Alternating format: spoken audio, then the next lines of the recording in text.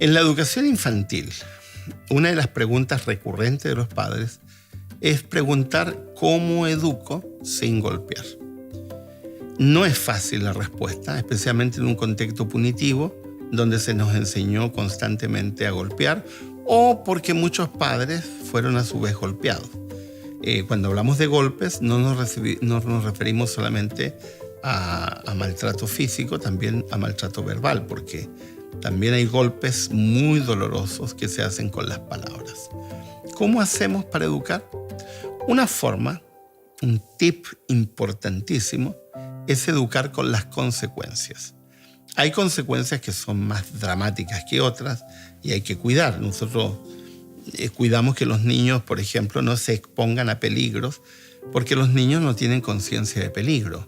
Los niños se acercan a un precipicio porque no saben que se pueden caer y se pueden matar. Entonces los padres evidentemente crean las condiciones, los sacan de allí, incluso a veces sin que el niño entienda por qué lo están sacando, porque no le vas a estar dando explicaciones a un niño en el contexto de estar frente a un precipicio. Tampoco vas a ponerte a dialogar con tu hijo en el uso de algunos aparatos electrónicos cuando sabes que tu hijo puede provocarse a sí mismo un problema. Así que hay ciertos elementos de consecuencia que evidentemente hay que cuidar. Pero hay otros que sí tenemos que tener claro. La consecuencia enseña. La consecuencia es una lección de vida importantísima y que tenemos que aprender a cuidarla. La consecuencia enseña. Si yo utilizo la consecuencia como un medio correctivo, entonces no necesito además hacer un elemento adicional. Doy un ejemplo. Pongo la comida para comer y el niño se pone a jugar con la comida y voltea la comida, cosa muy típica. Le has dicho al niño, como ya hemos explicado en otra ocasión, le has hablado con tranquilidad, con buenas palabras y el niño voltea la comida. Es fácil. Dice, bueno hijo, tú no hiciste caso, no vas a comer más porque tu comida se perdió. Aunque tengas más comida, se perdió. La reacción normal del niño va a ser llorar. Y dice, bueno hijo, si quieres llorar, vaya a su habitación, pero no hay comida porque usted no hace caso y usted se puso a jugar con la comida y la terminó volteando.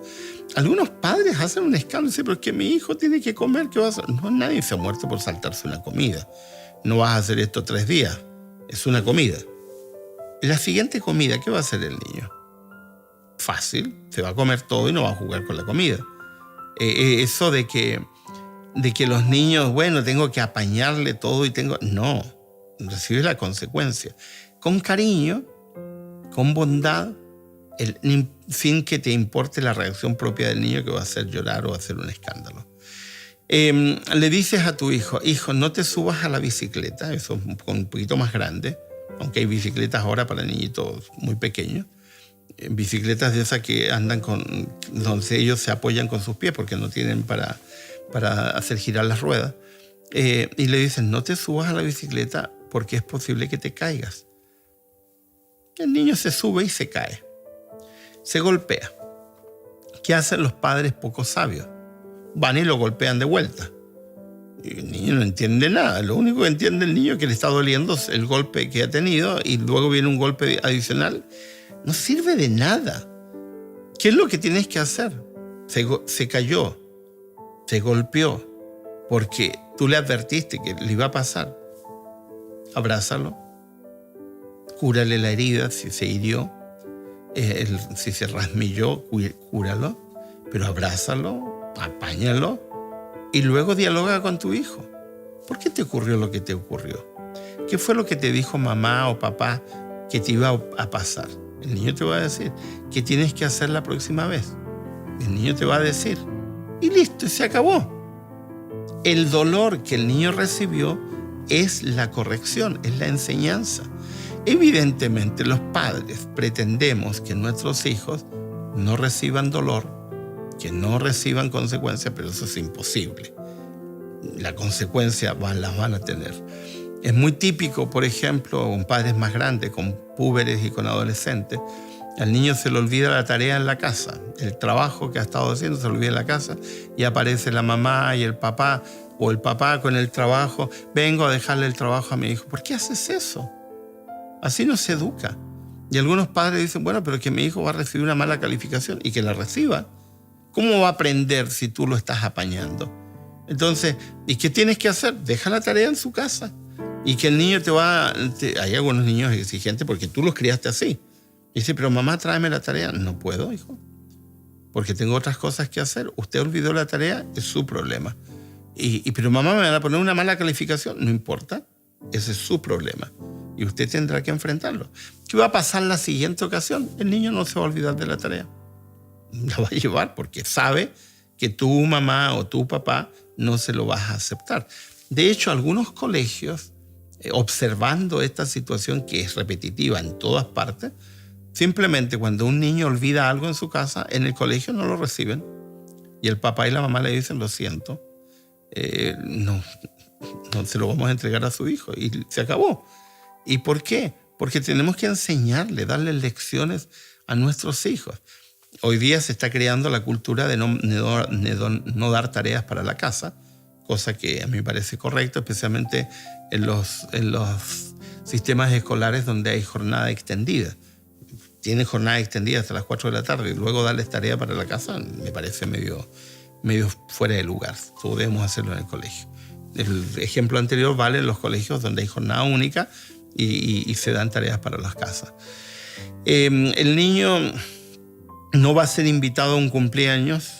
Los cumpleaños son muy importantes para los niños porque la vez anterior, en el cumpleaños anterior, se portó mal, entonces los padres del otro niño decidieron no invitarlo. No hagas nada. No hagas nada, no llames por teléfono. Hay madres que se sienten ofendidas porque a mi hijo no lo están... No hagas nada, analiza con tu hijo. Hijo, ¿por qué crees que no te están invitando? ¿Por qué? Que estoy pensando en un hecho real. Entonces el niño te va a explicar como niño. Bueno, pero es que...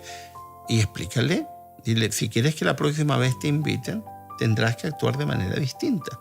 Es decir, la consecuencia es un excelente correctivo. La consecuencia enseña, la consecuencia disciplina. Es un principio básico en la educación infantil que la consecuencia debería ser el medio más utilizado para que los niños aprendan. La consecuencia. Evidentemente hay consecuencias que son muy trágicas, que no hay que dejar que ocurran, pero de pronto ocurren. Los niños se accidentan, los niños se cortan, los niños se ven enfrentados a situaciones muy complejas simplemente porque no han obedecido, no han hecho caso, etc. Pero de todas maneras, los padres no están para que después de la consecuencia agreguen otra consecuencia. Yo me he aburrido un poco de hablar con padres que pretenden sobre la consecuencia aplicar otra consecuencia, cosa que es absurdo. El niño lo entiende, o el adolescente o el puber lo entiende como abuso. Simplemente, si yo ya estoy sufriendo, ¿por qué me hacen sufrir más? Que es obvio, porque en realidad es así. Entonces debemos aprender. Si tú adulto dejas de ir al trabajo durante 3 días, puedes ir donde tu jefe y decirle, mire jefe, lo que pasa es que yo estaba cansado y como estaba cansado me quedé acostado. El jefe, aparte de despedirte, se va a reír de ti, porque eso no es una excusa. ¿Por qué se la aceptas a tu hijo? Nuestra hija o nuestro hijo solían a veces decirnos, papá, no quiero ir al colegio porque no quiero. Entonces le decíamos, muy bien hijo, vaya sin querer, pero tienes que ir, porque tienes que aprender que tienes que hacerte caso, tienes que hacerte cargo. ¿Qué enseña la consecuencia? Enseñamos un elemento que los adultos, hay adultos que les cuesta mucho entenderlo porque no recibieron la enseñanza adecuada cuando eran niños. Una enseñanza importantísima enseña la consecuencia. Todo lo que haces trae una consecuencia, causa y efecto. Si tú actúas bien en un contexto, vas a recibir lo otro en otro contexto y así sucesivamente. Cuando eso es consistente, cuando lo hacemos vez tras vez, cuando razonamos con nuestros hijos, porque la mejor disciplina siempre es razonamiento. Cuando razonamos, cuando dialogamos, cuando le hacemos ver los resultados, cuando hacemos que los niños entiendan la relación entre causa y efecto, los niños van aprendiendo. Y los niños incluso después van asumiendo que es parte de la vida el recibir consecuencias. Los adultos lo sabemos. Sabemos que todo lo que hacemos tiene una consecuencia. Eso tiene que aprenderlo un niño. ¿Y cómo? Siendo consistente. Una vez tras vez, porque no basta solo una vez, es permanente. Los padres tenemos que ayudar a nuestros hijos a razonar.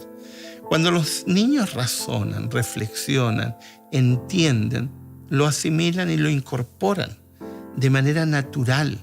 Incluso yo he escuchado a niñitos que están bien educados dándole lecciones a otros niñitos diciendo no hagas tal cosa porque te va a ocurrir tal cosa. Ya sabe el niño, ya aprendió, ya lo vivió, ya lo observó, por lo tanto lo incorporó. Por lo tanto, no teman, no trates a tu hijo como si fuera una persona con pocas capacidades cognitivas, porque los niños lo que tienen es una altísima capacidad cognitiva, porque son esponjas que absorben todo. Y tu hijo va a entender que la consecuencia es un correctivo, te está enseñando. Y tú tienes que reflexionar, tienes que ayudar a que tu hijo entienda que lo que le ha ocurrido no es producto del azar. Lo que ha ocurrido simplemente porque él o ella tomaron decisiones que los llevaron hasta ese punto. Y eso es un elemento importantísimo a la hora de disciplinar sin recurrir a la violencia.